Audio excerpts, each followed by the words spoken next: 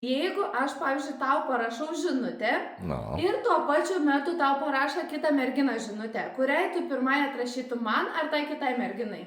tai aišku, ką tau. Ar ne? Nu taip. Tai reiškia, kad tu turi kitą merginą? Kad čia pezdiš, kur čia sugalvojai? Kaip tik apezu? Aš paklausiau, kam tu pirmai atrašytum? Ką tu atsakai? Nu tau.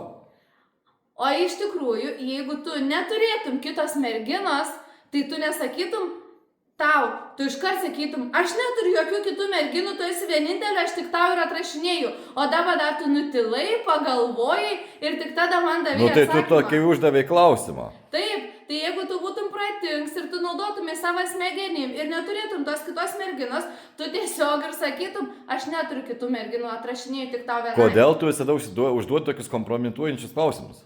Tai va, dėl to, kad tu įjung savo smegenis prieš atsakinėdams, nes va taip ir tu man duodi pretekstą, kad tu turi kitą merginą, man atrodo, kad gal jau laiks patikrinti tavo telefoną. Nusišneki.